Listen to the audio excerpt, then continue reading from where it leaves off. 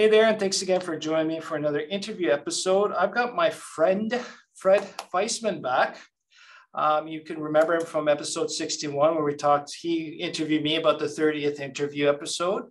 And actually this is after, and now we've already done the 100th episode interview with Nicole Solitar. So this is in season 2, so this is great. But we also talked to him in episode 79 about building up your kids. So Fred, thank you very much for joining us. Fred is a wealth advisor to successful families, and his past includes being a working cowboy in BC, a farrier, working in manufacturing on the shop floor and design. What I love about Fred the most is his ability to collect, integrate, and reframe ideas on any topic we discuss. And this is what I'm looking forward to today. And of course, he is a skilled asker of questions. I don't care if that's grammatically correct or not, but I said it. Thanks again, Fred. No, great to be here, André, and nothing like putting the pressure on now. I better ask a good question. But the topic today, from what I can understand, is pretty wide open, so should be fun. Good. What are we talking about today? That was your cue to introduce the topic. Okay. Well, apparently you went on a little bit of a mini sabbatical here not too long ago. Yeah, I guess that's the new bad term, sabbatical. Sure. I took a month off. Okay. And so, yeah, I guess we're here to find some tips and tricks and lessons and observations from that. Okay. Would that be fair? It's your show. Okie dokie. So let's go. First, let's talk about, without getting into detail, what the length of time was, how you took the separation from your business, and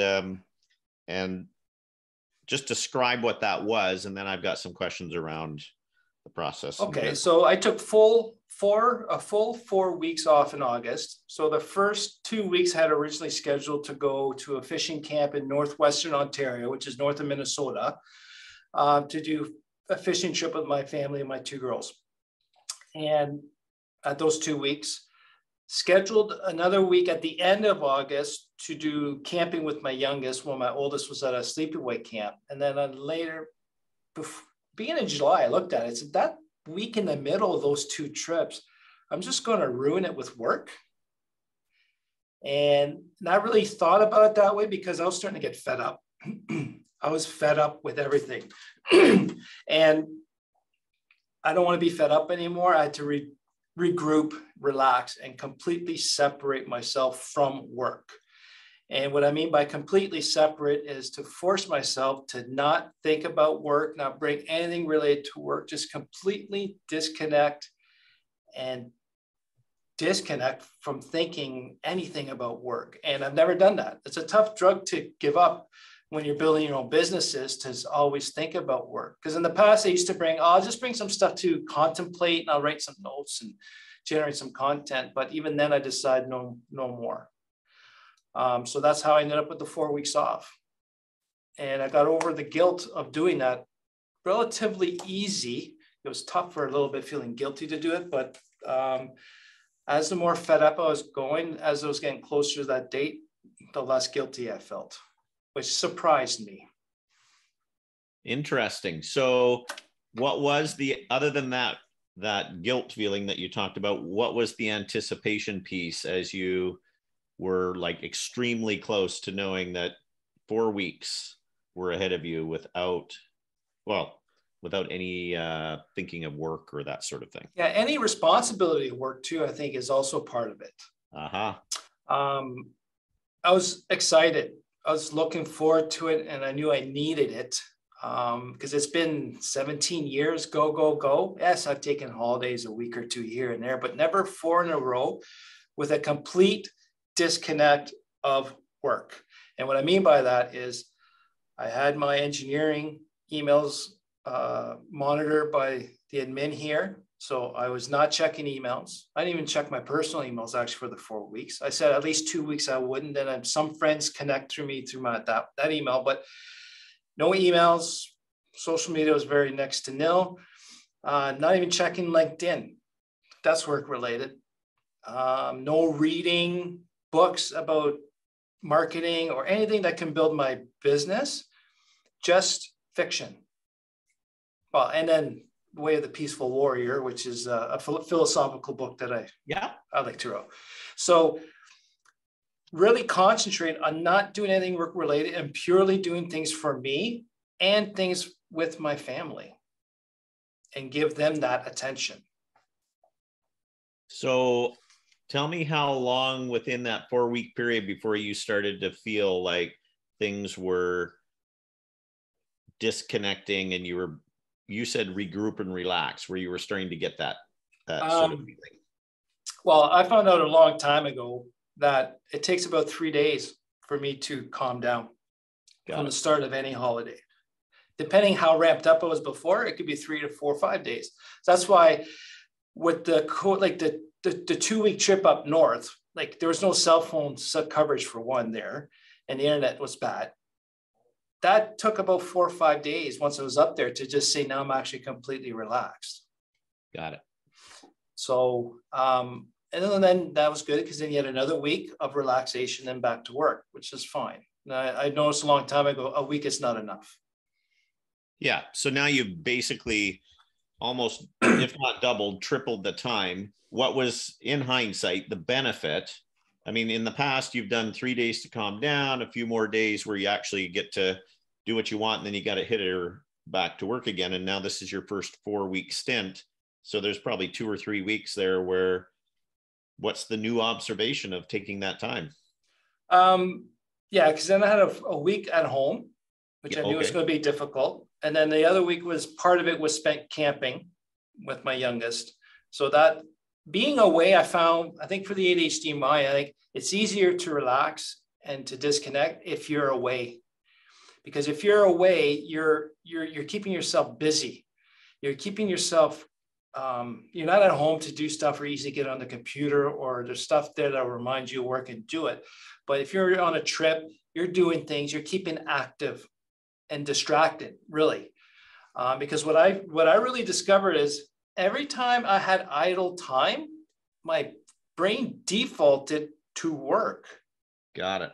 Habitual, exactly. It was a habit. So now I had to say, whoa, now we're talking about the cognitive brain had to say, time out, you're thinking about work, and then going, well, yes, I have to do something. So what I really started to do after a while is prevent me having idle time. So if I was idle, habit went back to work. So either I picked up a book or I just ended up going fishing on my own while I was up there just to do something so I can get distracted and not worry about it. So I don't think it'll ever get away. I don't think you can say I was gone for 2 months and I never thought about work once. That's I don't believe that. You're always going to think about it, but it's just to stay, stop, no more, let's go. So I want to give you a really good example. I think I was a week and a half into the trip. I was standing on the dock, and it's one of the end docks where we were last year. And I was looking at the boat there, and it's like, I sat there and stared at my phone for 30 minutes before I hit record and did the first short to start my podcasting career, right? So I decided I'm just going to record one. I know it's going to be crap. I'm not going to use it, but at least I can get that first one out of the way and it'll be going. But I ended up using it as episode 2, afraid to hit record. So my brain went, you know what would be good? Sit back down in the same spot and record. You're back at the scene of the crime and do a short. I stepped in the boat. I sat down. I'm like, whoa, time out. If I do that, I'm going to go all over the place, do more shorts. I'm going to generate content. Now I'm back to work. So it was hard for me to say, I can't do it. It would be great. But I made this commitment to myself because at the same time, I was more present with my family. And I was more present with me, which was odd. But in the end, it slowed things down. And not thinking about work just slows things down, and to a certain extent. So what I heard there was, when I think about habits, and this is not from me, it's from, but cue, response, emotional payoff. Right. So what was curious about is the cue was the doc. The response initially was going to be, let's record a short like I did last time. And then you shifted the response. What would you say was what gave you the ability to shift that response so that you didn't get that old payoff? Before, I think that the month before, actually the 2 months before taking the month off was not fun. And I was getting fed up with work. I was getting fed up with my companies. I was getting fed up to the point I was ready to just walk away. I was getting to that point, and I didn't like that. So the only way I could get rid of that thinking was, I kept saying, the only way I can do this is by rejuvenating and do zero work, zero thinking. And I kept repeating myself. It's almost like I made a commitment to myself. If I don't do this, I will not come back rejuvenated. I could lose companies again. So it's almost like a win-lose situation. If I don't do this, then I can lose at the end. And plus with my ADHD brain, it's all or nothing. So if I do a partial, there's no such thing as a partial. Either I'm all in or I'm all out. And I had to be all out to make this work. So I had made a commitment to myself. And I think I've made it to you and a few others. I spoke out loud, which I think also helps, is I don't want to be a hypocrite and say, hey, but I think that's a good point, actually. Since I spoke it out loud to other people, it was more of a commitment on my part to hold up my end of the bargain. Notwithstanding that you and I talked a couple of days before you left and we queued this up, so you knew you would be needing to articulate this to the world. Yeah. Well, actually, you know what? And I did a short about what I was going to do, and I was going to report back, and I was keeping the list, and I asked the listeners to keep me accountable. So there was that point too. I just forgot about that. Okay. So to the listeners, thank you for helping me keeping me accountable.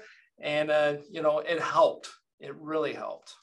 So in that moment, only because that's the one you brought up as first, and then I'll ask if there was another, it seems to me like you went into this whole process with a real clear intention to rejuvenate and renew, and the emotional payoff of that, given the previous month, was high for you. So when you were faced with that decision to make in the moment, there was two things that went on. I just want your comment on this is, your awareness is high, mm-hmm. that, hey, this is what I'm going to habitually do, and it's going to hijack my rejuvenate, renew process. Therefore, you shifted. Yeah. I never realized it's now, because I do this so habitually or unconsciously. And it's one of my tools that I created. Is I remember now what it is. I don't want to get triggered to doing work things or working stuff. So I always lay out what potentially could set me off. What are the triggers and what to do about it? So I had laid out what potentially could trigger me to think about work and do about work. Actually write out the examples I would try to convince myself with to be okay at this time, and what I would do to overcome it. Was that one of them? That was one of them. Yeah. So that was the other thing I did, not just commit to people out loud. I actually sat down and figured out what ifs, what situation will get me to work, to go into work mode, and what can I do to avoid it? And what will I do if I start thinking about work? I just said, you got to say to yourself, time out, Andre, no more. And I had to do something else. So when it was happening is, I'm thinking about work, I was automatically going to get to do something else. Prior preparation. So you did some anticipation of what could take you off the track. Correct. That one came true. How about one in that 4 weeks where you didn't get a chance to practice it, but there was a cue or a trigger and you managed to overcome it?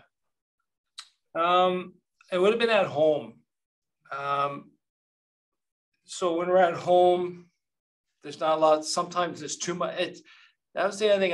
At home, a lot of us are overwhelmed with what needs to be done at home. Chores, life, family, errands. So there's a lot of projects at home that needs to be done. And there's a lot of projects I want to do. So when I first got home, I got overwhelmed with all this. But I know I have time to work on some of it. But my brain's saying you need to do it all, which is not true. And I got to work myself on that. And I never realized at that time when I got overwhelmed, my default was, well, just go to work. Just go do work stuff so you can not get overwhelmed and have to deal with that overwhelm. It'll be there later. I'll deal with it later. But this time I was like, I never realized I ran away from stuff at home like that and just defaulted to work. And I think a lot of us do that as entrepreneurs, and especially high achieving ADHD entrepreneurs. But I didn't make that connection of the overwhelm of stuff I need to do at home, defaulting to go work to be distracted from it. Okay. So you recognized it. What'd you do about it? I went and did something else at home. So you did stay at home. You stayed. I did stay at home. And then knowing if I stayed in the office with this thinking, I'm going to go on my laptop and find my way to work somehow. So I physically got up and out and went to the wood shop. So it's kind of like the first thing I did in the first couple of weeks was I'm idle. I have to go do something. This way was I'm idle. I got to get away from everything that might potentially drag me into work. So my office at home, there's a lot of books in there related to work or business. I got my laptop there that I can easily get into it. So I physically got out and left the house into the workshop, or went on walks or drove somewhere. So again, had to physically leave. Yeah. Do something else. Changed your visual environment or your queuing environment, even within your property. Well, walk away from the queuing environment. Yeah, that's a good observation. Interesting. So these are great examples of, how you decided to circumvent something that was going down the wrong path. What went down the wrong path to the point where you had to correct after the fact? What would you mean by that? Well, I mean, you were going down a little bit of a path on the dock and you said, no, didn't even hit record. Was there something, metaphorically, where you hit record and then you're like, are you kidding me? And you had to hit stop. Wow, I don't know. Actually, I don't think I did. I was probably close with books at home or whatnot.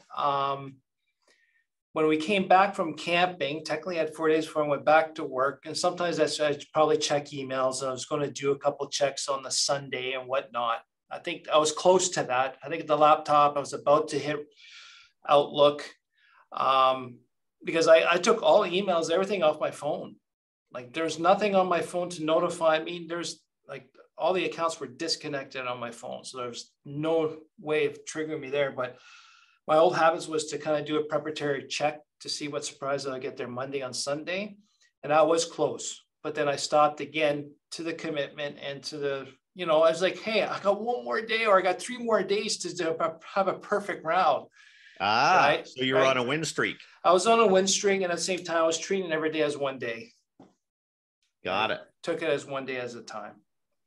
Okay, so it was anticipation of potential triggers or cues, removal of as many cues as possible, electronically or visually, like books and that sort of thing, surrounding yourself with things to do that would not give you... And then changing the environment once the cues were there. I think it's another key one. I think we got to, we got to realize, it's hard to just be there and in front of that cue. That's a nice big cake, but I said I'm not going to eat cake anymore. But staring at the cake's not going to help you. You just get out of the kitchen, right? It's kind of like that. Like I had to just force myself to just go and just stop saying I'm going to do it and I'm going to push through and have my willpower over it. It's just just get out.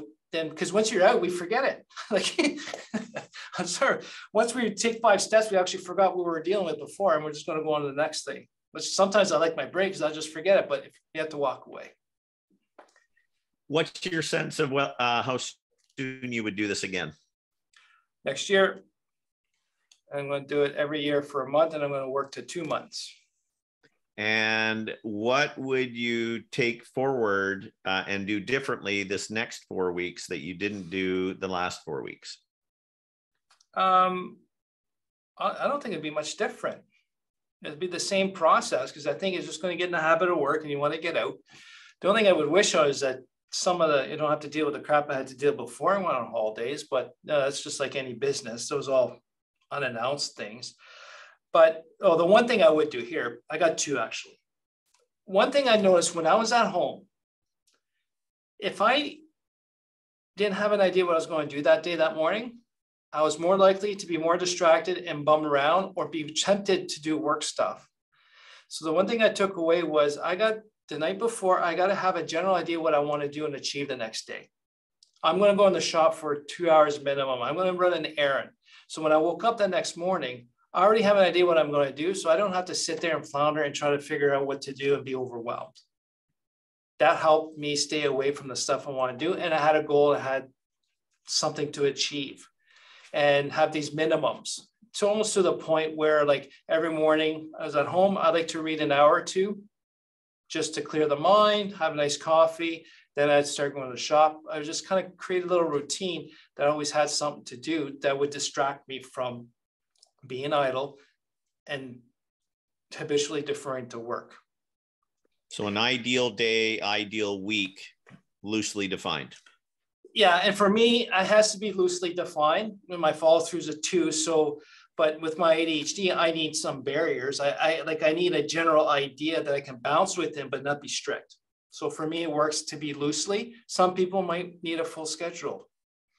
It depends on the person. Let's contrast the 2 weeks, how you approach the 2 weeks fishing versus the 1 week at home when you talk about that guardrail piece and just planning an ideal day / week. What were the differences there? Well, the 2 weeks fishing trip, I was 18 hours north of where I live in an area with no cell phone coverage. And all you can do is do what's there because the nearest town was 45 minutes away. So that was kind of easy not to get distracted and get on stuff. And being in nature, it's so quiet up there. It was so soothing and calming. Like I can go out in the boat, just stop and I hear nothing. I sat there for 3 hours once, not catching anything, hardly fishing, just sitting there. And it's weird for me to be able to sit in somewhere for 3 hours and then feel some calm and quiet. So that made it easy, just like camping. We're out there, there's always something to do, so you're never bored. Versus the home where there's a lot of opportunity to get bored, especially it gets boring because there's such overwhelm with stuff to do, then you end up freezing and not doing anything, then getting bored. And then I think work is a lot of quick fix, dopamine kick and success. That's easier. I feel good when I'm doing all this stuff, right? Yep. And there's always more to do. Right. And it's simple to dig in. So and tell me, go ahead. And the other thing, there's number 2 there. What I realized, I think it's very important for the listeners, is it didn't hit me until about right before I went to work, actually. Because going into work after that 4 weeks is like, I'm calm and like almost weird, feeling weird, because usually I'm used to just, it's Monday morning, it's rush. I'm still amped up, ramped up. And I started wondering, why am I not ramped up? And first of all, why was I ramped up in the past? So when we go on a trip, you're ramped up, you go, it took 3 days to calm down, to enjoy and be relaxed, right? Well, the thing is, most people, you got to go home at the end of the trip. So you're rushed. You're rushing to get home. You get home, you have to unpack. You got to catch up with all the stuff that you missed. So you never get to relax. So you start rushed, you relax in the middle, then you get back from the trip rushed and not relaxed. Then you go to work.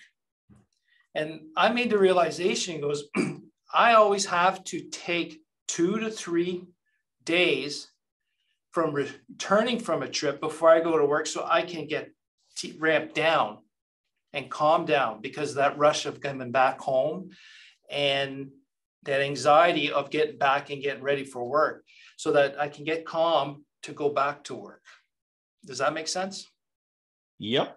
In fact, I'm wondering about something here. When you think about sitting on the boat for 3 hours and having the ability to do that, and then whatever payoff that gives you, and then you come home, the contrast coming home, like after 2 weeks of that, you come home and you're bombarded with cues and signals, and then you find a way to get through that. Then you go back out for a week. Now you're back into the real world again. How do you bring a little piece of those 3 hours sitting in the boat doing nothing back into the real world throughout the year while you're waiting for the next 4 weeks? Well, what happened there was I actually left the cabin to go there and sit. So, then I became present and grounded. And when I'm getting more, and honestly, Fred, just because of this conversation, we got to find grounding techniques, or we got to move away or leave the area to relax. Like I just did this. It's weird. This is fantastic. I just did it today. It was all amped up this morning, a bunch of issues we had to deal with. And I said, I don't usually cash checks at the bank. I'm like, I'm taking the checks. I'm going on for a walk because I got to get away from here. I can't sit in the office in this environment that caused me this stress and anxiety and then say, calm down and do kumbaya meditation. You know, I had to physically leave the area, and I just took a 10-minute walk circle, cashed the checks, and I was clear because I left the environment. Now I went back to a stressed, anxiety-filled environment, but I needed that separation, and it was a physical separation. So I think the ADHD brain, we need to, a lot of times, just to physically leave the environment to get a grounding break and then come back. So I think that's what I got to do more, is just to get up and leave an area. Yeah. And what kind of time did that take? That was 10 minutes. Right. And what sort of kind of reset energy and everything? Like, well, I wasn't an angry, pissed off person when I came back, because I knew if I stayed that same way, it would have just, it was ramping up. Yeah. So what a great investment in spending that 10 minutes for grounding. I know we're getting close to the end here. I just want to see if I can get one more thought through, if it's okay with you. Yeah. So I don't know why this boat moment captured me, but it seemed to be something to you in that you're like, I never do this. It's 3 hours, what have you. If you could name that time for yourself as a kind of a way to take you back to it in the moment when you're thinking you need a grounding, where you're like, geez, you know, I'm recognizing something going on. I need that sort of moment. What would you call that time? Like, how would you name it? I don't know what I would call it, Fred, but I do recall what I felt, what I did not feel, and how it left me. So when like a long time ago, I quit smoking cold turkey, and they all tell you, don't quit smoking, don't do the things you used to do smoking, because it's just a trigger. So the one night I cut the lawn, decided to start a big bonfire and drink beer while I'm watching the fire and use that a bunch of smokes. So I said, you know, I'm just going to take this head on. And I went through that, and I had a big emotional breakdown, I fought the cravings, and I surpassed that. And every time I ran into hard times, I always compared to myself to that. If I can come over that, how is that in comparison? It's not as bad. I can get through this. And I want to use that same analogy here. Is I remember how I felt. I remember what came out of it and what I wanted. And I just got to go back. Hey, I need to go back to that corner. We call it Pike Corner. I know exactly where it is. I just need to go back to Pike Corner because I knew how I felt, what I got out of it. And that's what I need. So to me, it's hard to say what it was, except for that I know what I exactly felt, and I need to get that. And it's kind of like maybe what I did today is, but I think for me, the big key thing here is I got to get out of that environment to calm down or to ground. Yeah. You know? So I think that's a key for a lot of listeners here is why stay in that environment if it's just going to amp us up more. It's just a 5-10 minute walkout. Well, 9 times out of 10 is all we need. If you need an hour, take the hour. Right. Yeah. And I'm giving myself more permission to just start walking away when I'm starting to feel amped up, and my team's actually starting to see if I decide to just get up and walk out, it's probably best for everyone. Yeah. And letting them know what you're doing. And you know, this whole idea of Pike Corner, to me, everybody's got a Pike Corner experience. Yeah. And it's just a function of, like you say, going, hey, I recognize I can't get to Pike Corner. It's however many hours away, but I can go do something, be it go cash checks or not, to get a little piece of Pike Corner and reset. Mm-hmm. Yep. Cool. So I want the listener here, I would like to hear from you. What's the longest you've taken off in a row? And have you been able to rejuvenate and not do work or think about work? I'd like to hear from you. If you can email me at andre@andreb.ca, it'd be greatly appreciated because I do want to hear these stories. And it's a learning experience, and I highly recommend it. It was a big leap of faith on my team And here's another thing, Fred. When I came back, they're happy I came back, but they didn't burn the place to the ground, and they felt good about that. Awesome. So, it's as much as investment in you, but it's also an investment in the belief that you have on your team, and they notice that if you have a good team and they understand why you need the break. So great. Yeah. Can't wait to hear about the next one. All right. Thanks, Fred. I appreciate your time. And thanks to you, the listener, for listening. We'll talk to you soon.